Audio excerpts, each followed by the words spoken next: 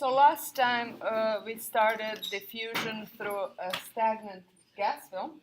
But just to do a quick review, there has been a weekend before us, so let's just go through formulas just for a quick review. So two main operating formulas for mass transport, just like equations of change. So this is a quick review. Are as follows. So one of them is rho d omega alpha dt plus v dot gradient of omega alpha is minus j alpha divergence of j alpha plus r alpha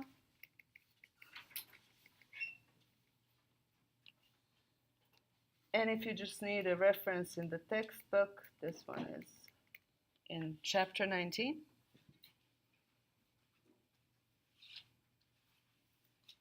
So that is the one in terms of mass fraction, omega alpha, for species alpha. And mass fraction is rho alpha divided by rho of the entire phase. What do you recognize this as? Or do you recognize it as a back up a little? Material derivative of omega alpha. So this is d omega alpha dt. So if you write it that way, then it's a really short equation to write. And more often than not, we're going to use this for two species. So if you have A and B, so this is binary system. And then also if we apply Fick's law,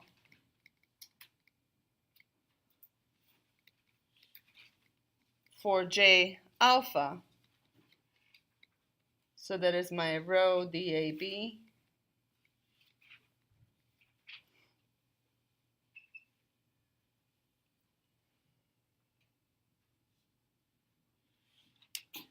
in most applications, we're going to assume that this is approximately constant, and this is dilute liquid solutions,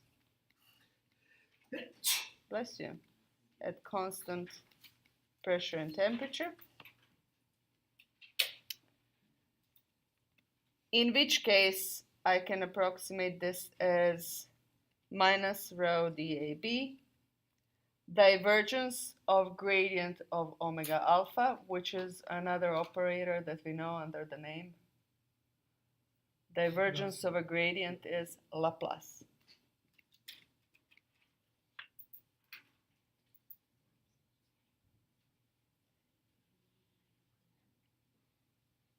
So then one of the most common versions of the equation above is basically, I'm going to use the material derivative to shorten my writing.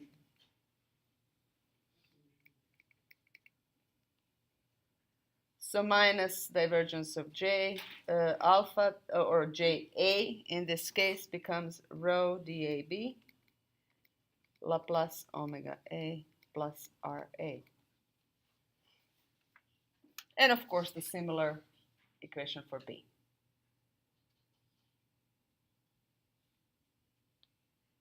So again, if I have these dilute liquid solutions, then I can use this and binary system, right?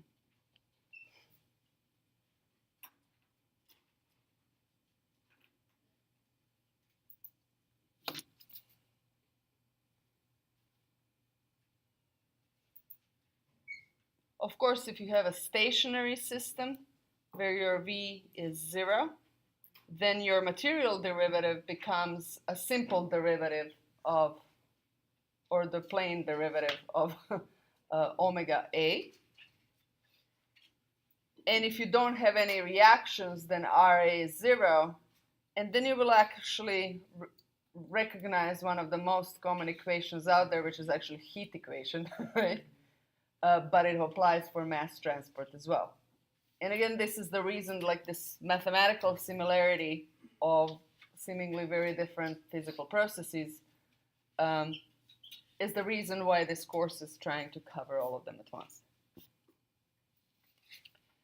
And then we have the other version that we're going to also commonly use, and the same equation comes in the molar fraction form.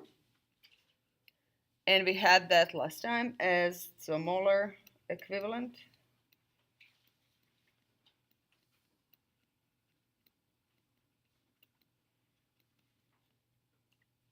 And that one is C, and I'm going to again use alpha as a more general form. V star dot XA alpha is minus divergence. Now the flux is the molar version of flux.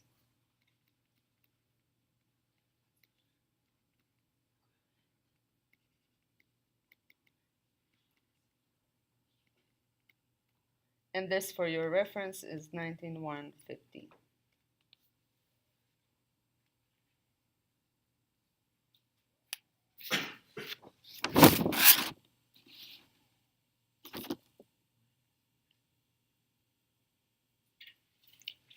So again, I'm going to quickly specialize it so we have a reference formula for binary systems, which will come for the most part in our problems. So binary system, then XA plus XB is 1. And we're also going to assume that CDAB is approximately constant. For low density gases that are not moving very quickly, that is appropriate.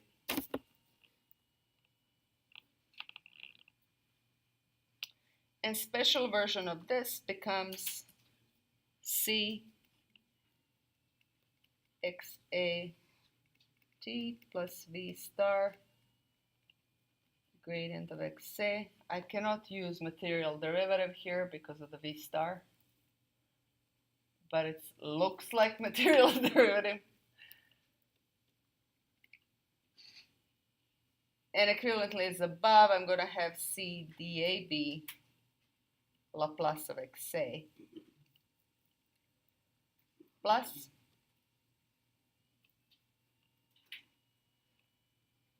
short version, when I have actually two systems, would be, this is RA, right, minus XA times RA plus RB, right?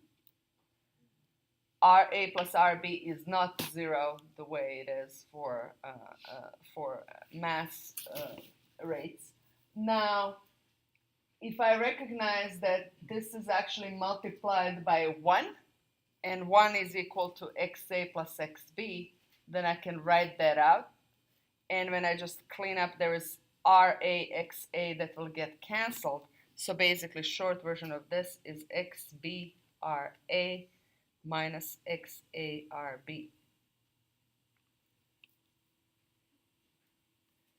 And again, just for you to understand how I got there, this is RA times 1 is RA times XA plus XB in case of binary mixtures.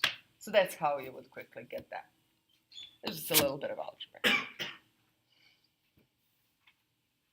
And we could get an equivalent formula for B. I'm not going to write it down. And again, if I had V star is equal to 0, I would again get, and no reactions, I would again get basically heat equation for this mass transport, which is also known as Fick's law. So for, oops, this green is a bad choice. For V star is equal to 0,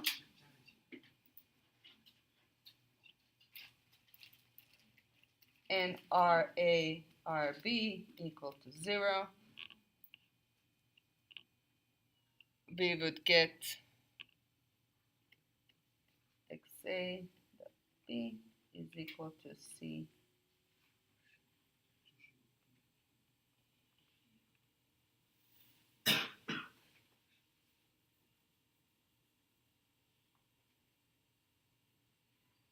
So you can either divide by C and use this as a heat equation for XA, or you can multiply by C and have an equivalent equation for CA. Either versions work. I'm just going to leave it as this. This is Fick's second law.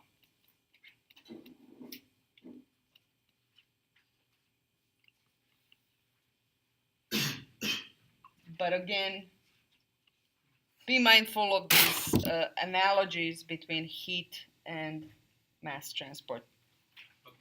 Mm-hmm. And we're going to actually get the similar analogy for momentum transport once we start looking at time-dependent problems. Yes? So basically, if I was specializing this equation in black, 19.1, for 2, A and B, then I would just write down this RA is not just RA, it's RA times XA plus XB, because XA plus XB is equal to 1. Then you write down this is XA times RA plus RB. Okay, this sum for 2 is RA plus RB. Yeah. So you have 2 terms here and 2 terms here, and one of those terms in each will cancel. Okay? And you are left with these 2. It's simple algebra. The key thing is to replace 1 by XA plus XB. Okay? Okay, so this is just a quick review of the formulas, and again, these are useful to have on your cheat sheets and whatnot. Hint, hint, start preparing your cheat sheet for homework, for a final. Same rules, just add to the ones, do keep ones from midterm. I hope you have them. If not, contact your friend that has them written out neatly. And then just add to it for the rest of the course. And on final, you will be allowed to have textbook. So there's no need for me to give you the formulas. Okay. Now that I reminded you of this thing called exam, sorry about that. Not to spoil your Monday morning. Let's go back to, so this was a review of the formulas. Let's get back to the problem we were solving. And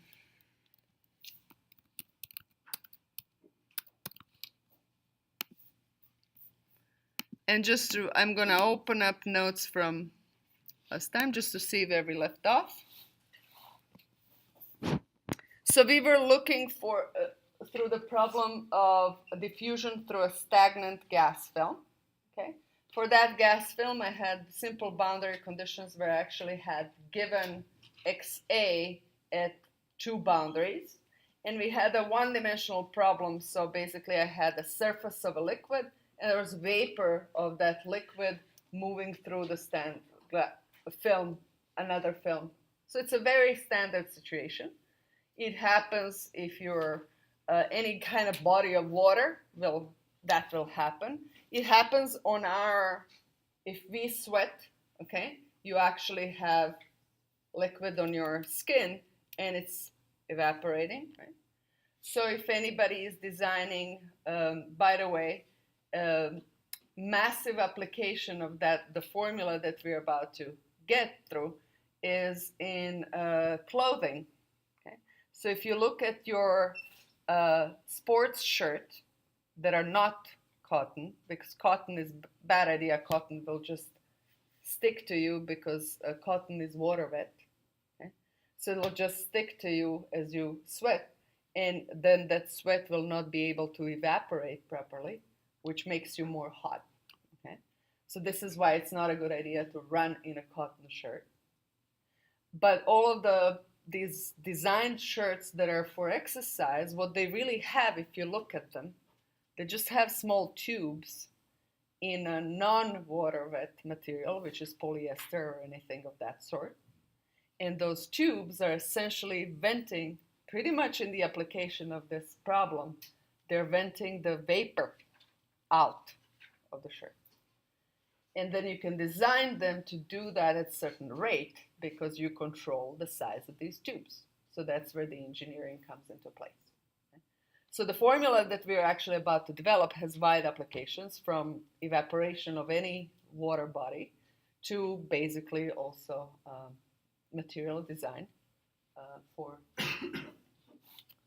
shirts. So anyway, and then you would just look at the certain coverage of these tubes, but it's a simple bundle of tubes model, okay?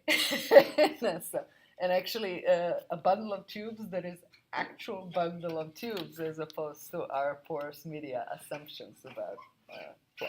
So let's get back to it. So we did a shell balance, and the equation in itself in shell balance, it's simple. It was dNAZ dZ is equal to 0. So derivative of your flux NAZ is equal to 0, which is deceptively simple looking, right? But what you have to do is you have boundary conditions on XA. So you have to somehow relate NAZ and XAZ in this case. So we're just solving in one dimension. So everything. So that's the key problem in these things, because we have the combined XA and XB traveling in these formulas, and one has to get rid of the other XB typically. So if I look at this NAZ, we actually had to write down what it is. It's JAZ plus CAVZ star.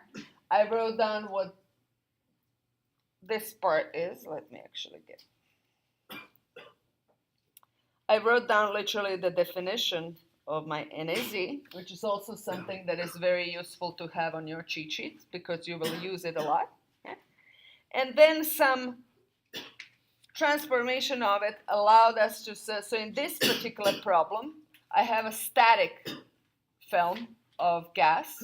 So my B is stagnant, and that basically makes the flux of it 0. Okay?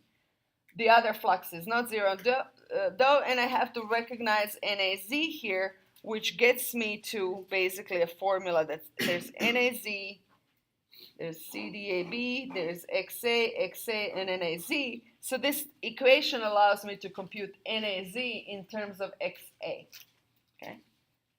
So when I write it down here, I basically can find the formula for NAZ, which is helpful because derivative of this with respect to Z is 0. Okay? But again, key algebraic transformation that happened in these two lines was figuring out what is NAZ in terms of XA. Are you okay? Yeah. Some water? So basically, you have to then plug in this into the equation, and after that, it's relatively straightforward to solve the equation. Okay? The benefit of shell balance is always that you kind of do this in layers. Okay?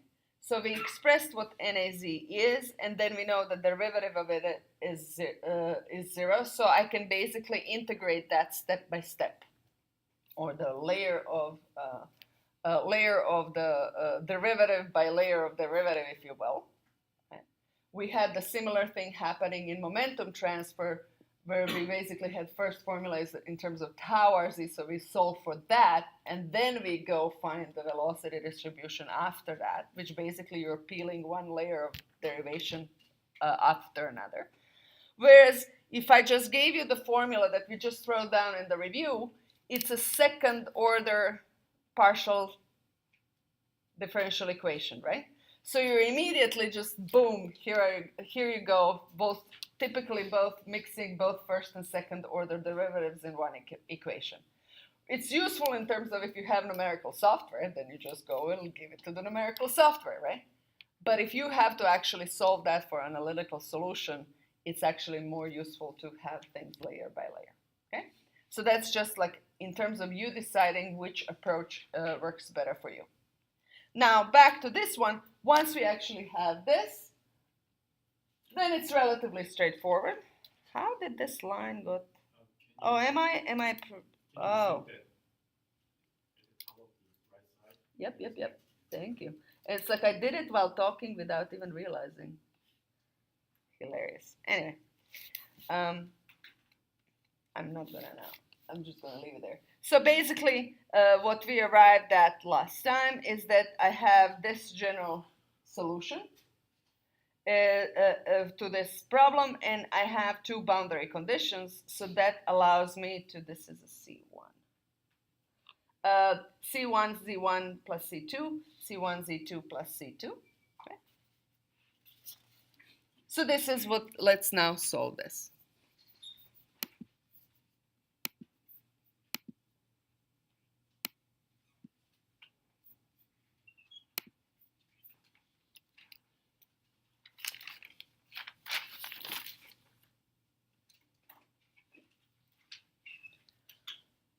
So if I have XA1 is equal to C1, Z1 plus C2, and 1 minus XA2 is the same for Z2, I'm going to call this second one. So if I just subtract them, or 1 minus 2 may be easier.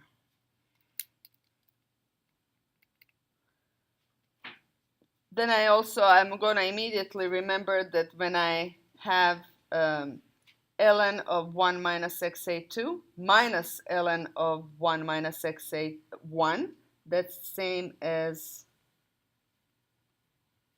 the following.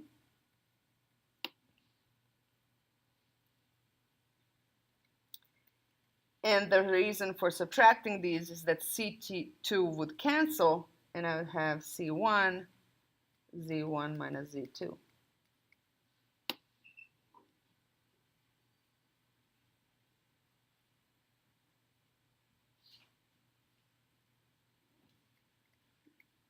So my C1 is, I'm going to write this as Z2 minus Z1, and ln 1 minus xa2 over 1 minus xa1.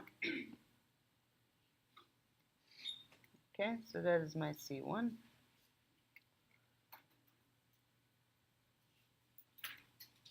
And then C2, I can plug in into any of these. And I'm just going to write down what it is. It's Z1 divided by Z2 minus Z1 ln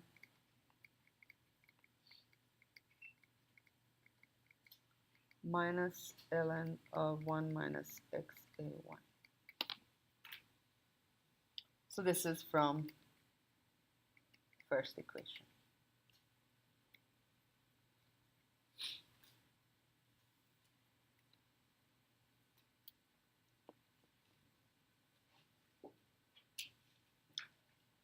Then I can plug it into my general solution. Looks ugly, but I have a solution, right? I'm just going to write down a cleaned up version. So cleaned up version is ln 1 minus xa divided by 1 minus xa1 is equal to z minus z1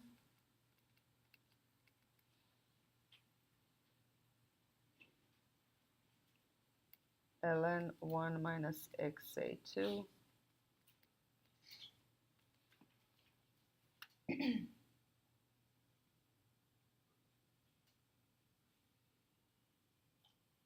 It looks ugly, but this is ultimately just a constant. Once I have xa1 and xa2, this ln of 1 minus xa2 over, yes?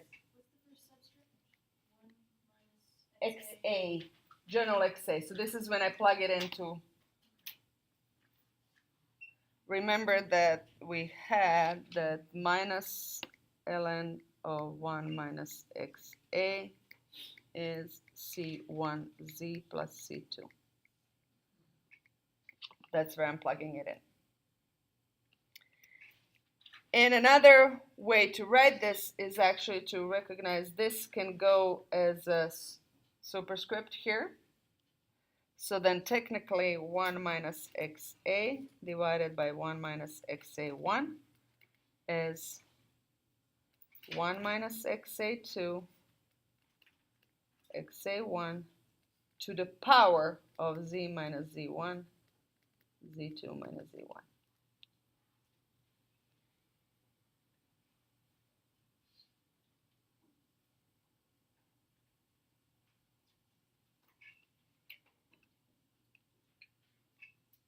This is often also written as z bar. It's a normalized length, right?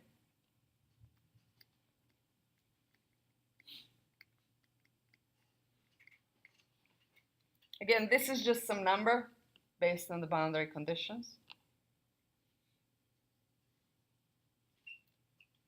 And this is also normalized xb, even though xb is already normalized between 0 and 1, but relative to the boundary conditions. So this is also sometimes written as xb, xb1 is equal to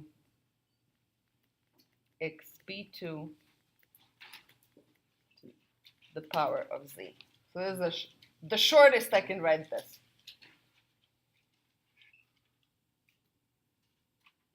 Again, it's just a little ugly looking, but everything is in there. Now, most of the time, I'm practically solving this to find the flux of something, to see what is the evaporation rate and so forth.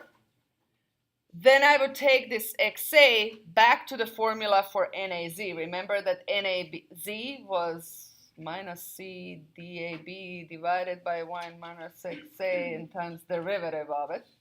So I would take a derivative of it to actually find NAZ. Okay? So note, most often we're looking for NAZ for some practical application. So go back to the formula we had for it, which is minus C DAB. I actually remembered it.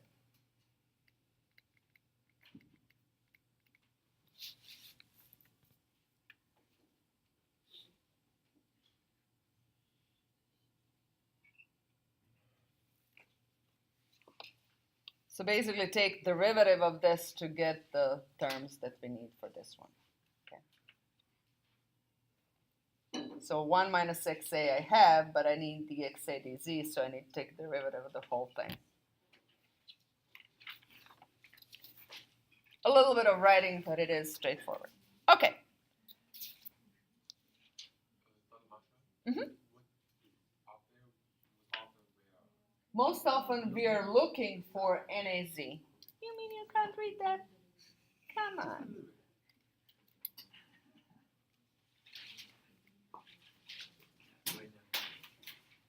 I think as the first problem on the final, I can see whether you have got accustomed to my handwriting, so I should have like a handwriting sample. Can you translate this? And then I can also go and train some machine learning software to do that, right? Like to be in the current trends in machine learning, you need software help with my handwriting. Yes, question. Sorry, but actually these machine learning things, that's one thing that they can do very well if they know that they're recognizing handwriting. After a number of ugly samples, they can do actually a really good job. So anyway, yes.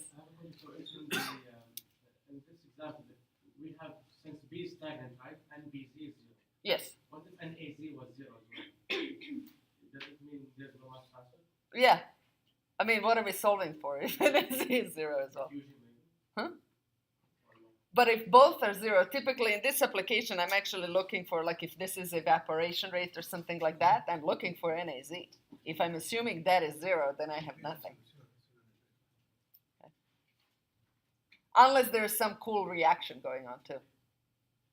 That is kind of, I have counter things canceling each other. But yeah, if you have both of them 0, then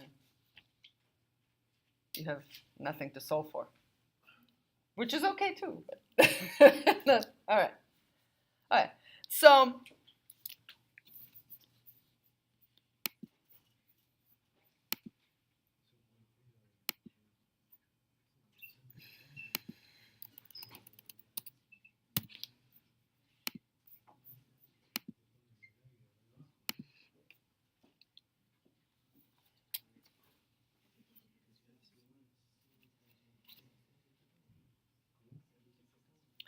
now, what if we actually started just in this same problem, just for you to compare? What if we started from ready-to-go equation? My ready-to-go equation, so this is alternative, is equation of change.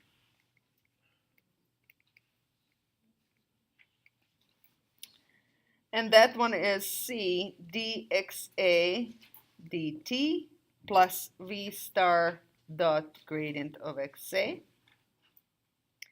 is equal to C dab Laplace of xa plus xbra minus xarb, which is all fine and dandy, but I have no reactions, so I'm going to kill that. And I also have steady state, so this is 0 as well. So what I'm left with for z component is C v star z. Z component of the gradient is dxa dz is equal to C dab, and Laplacian is also just second order derivative in z.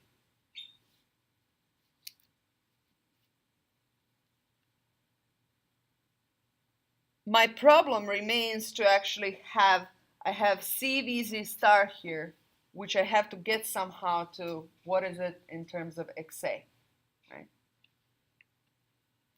So express in terms of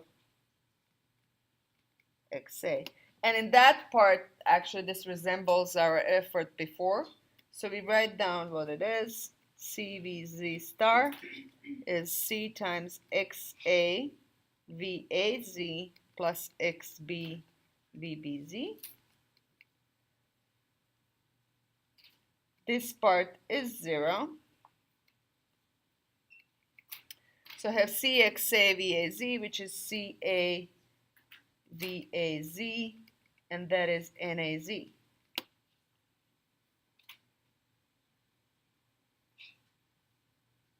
And I would go through the similar exercise of writing out further what this is to get that this is minus CDAB divided by minus 1 minus XA dXA dZ.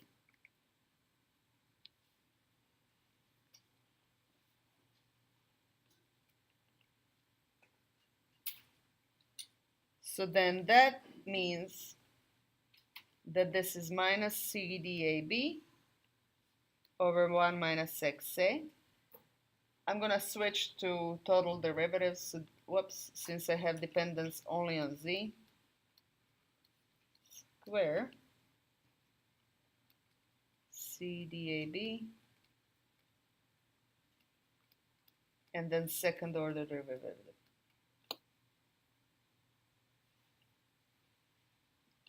And while I can divide by CDAB, that part is easy. I still have a second order derivatives and also square of the first order, right? So you kind of have to be creative with it, and really you kind of try to do a derivative of this to see what you would get, which is essentially recognizing that d and az dz is equal to 0, right? Just by looking at it, you kind of can't solve. You have to figure out how to be creative here. And, well, knowing what I know about shell balances, which I may as well go and work with shell balances, basically you'd take ddz of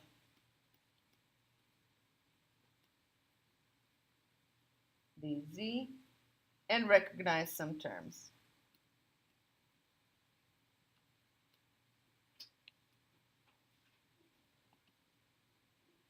But otherwise, just from this equation as it's written, it's a little more difficult to solve, right?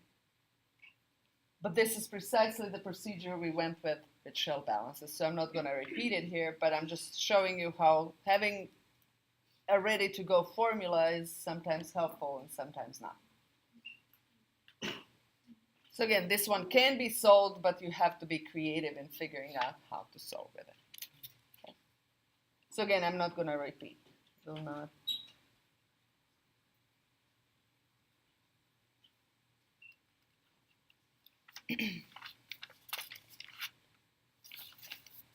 Okay.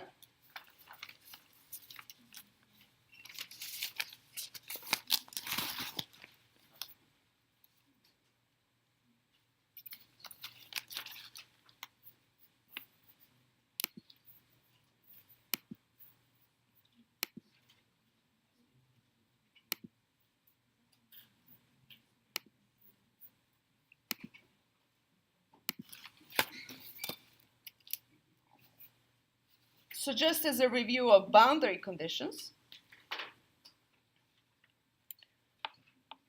we can have reactions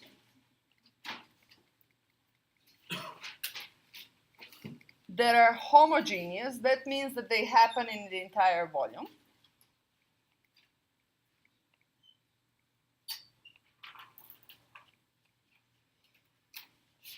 So they are volumetric.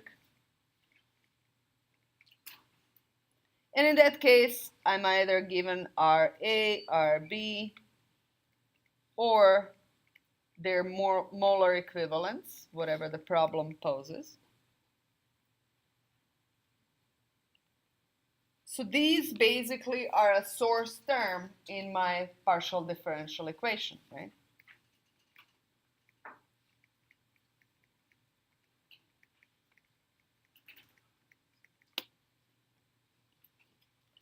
I could also have what we call heterogeneous reactions, which are surface reactions.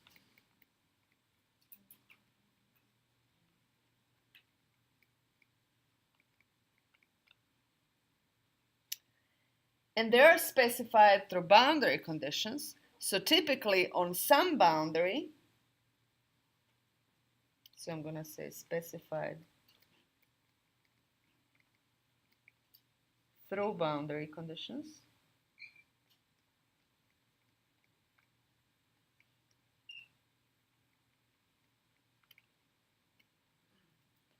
So for instance, in Moore's general version, NAZ on some surface gamma is some coefficient K.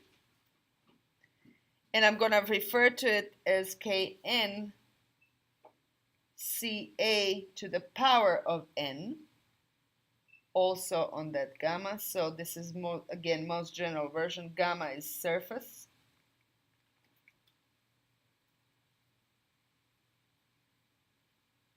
And n is my reaction order. And of course, I like it when it's linear. When I have a square of it, you can imagine how that makes my differential equation yummier to solve in the end.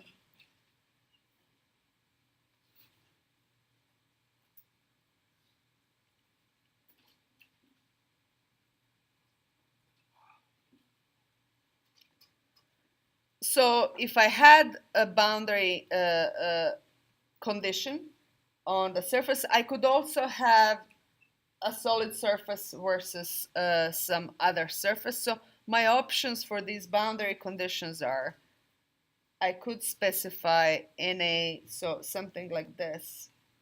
NaZ is some Na0 on the surface is the simplest one.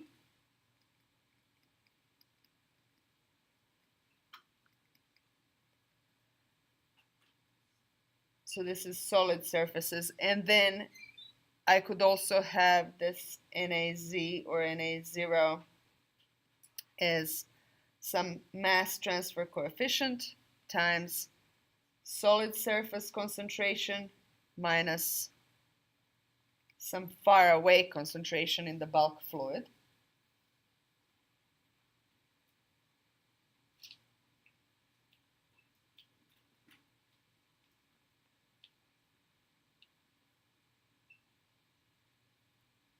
So this is equivalent of my Newton's law of cooling just for diffusion through the solid.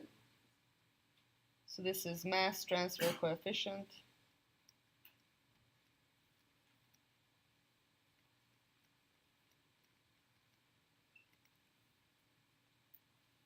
and this is bulk fluid value.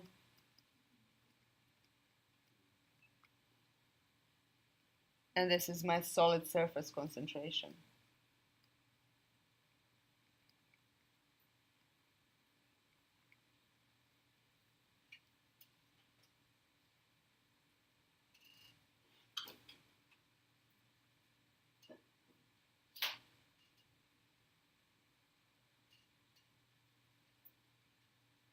So I will have this type of boundary condition when I have, so this is solid that actually has diffusion on the other end. It's just that the rates of diffusion through neighboring fluid versus the rates of diffusion through the solid are orders of magnitude apart, and I can't equilibrate momentarily. Okay? So this is, I will have this, we'll have this when there is diffusion through solid.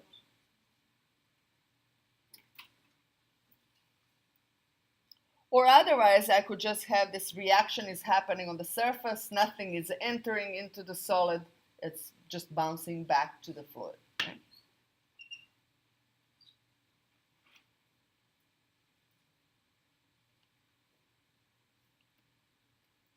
So, or we have something like NaZ is K1 to Ca0 on solid surface. So again, depending on the solid surfaces, I might have this reaction. It could be second order as well. It's just second order is more difficult to solve.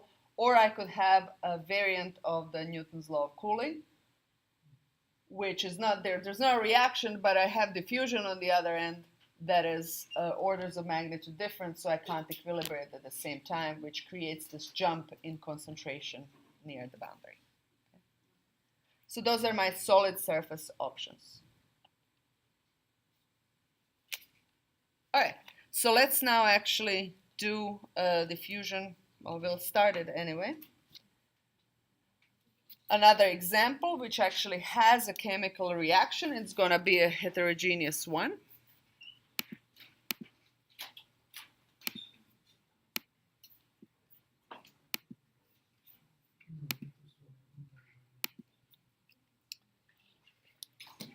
So this was just a summary of boundary conditions. Now we're actually going to do one example. So this is from BSL 18.3. So this is diffusion with a heterogeneous reaction, chemical reaction.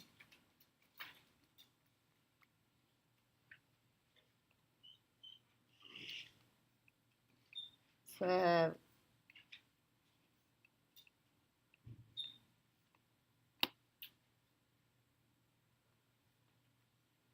the way we have always work with heterogeneous reactions is that you're going to have a bed of spheres.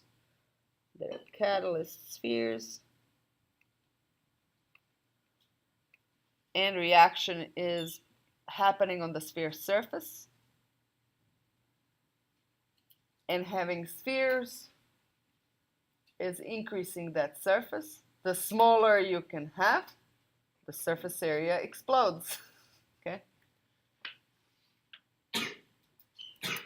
Per volume of the material that you have, of course. So we have gas A comes in, and gas A and B comes out. And what's happening on each sphere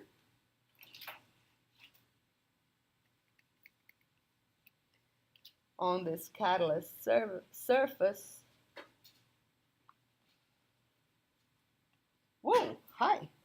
You can see the paper I'm working on for whatever reason.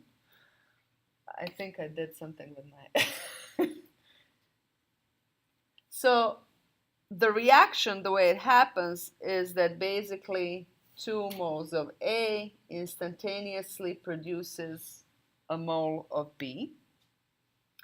So I have 2A coming in and B coming out.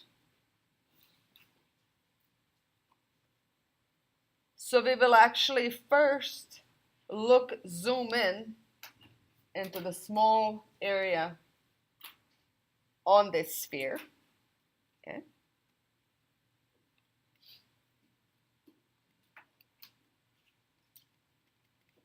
And then what I will see is something like this. Okay. And 2A comes in and B comes out.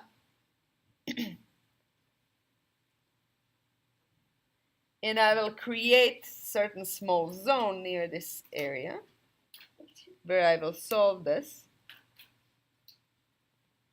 This is Z is equal to 0. Z is equal to delta.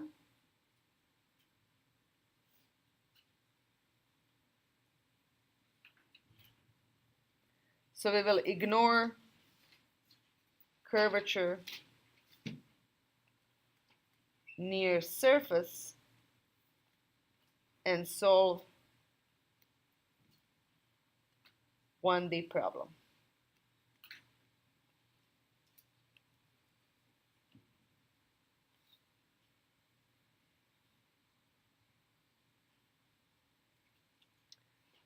This here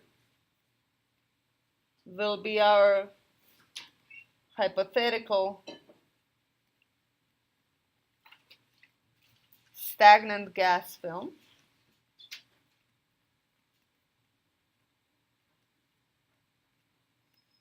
A round sphere.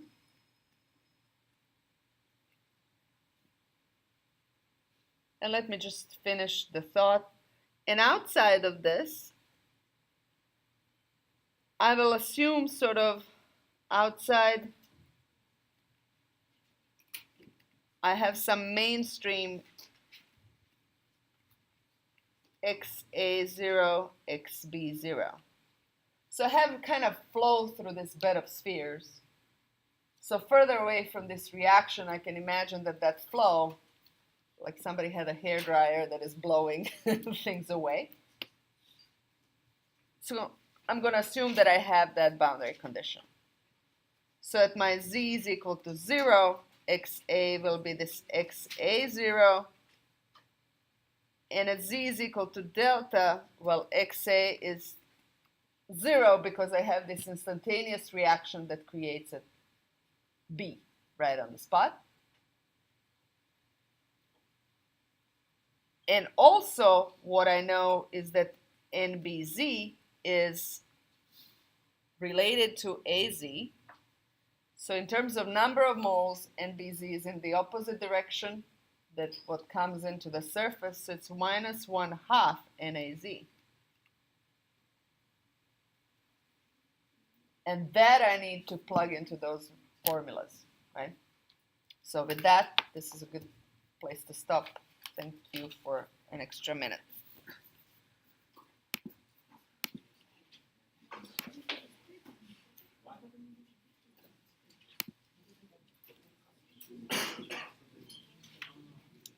I have posted all of the videos and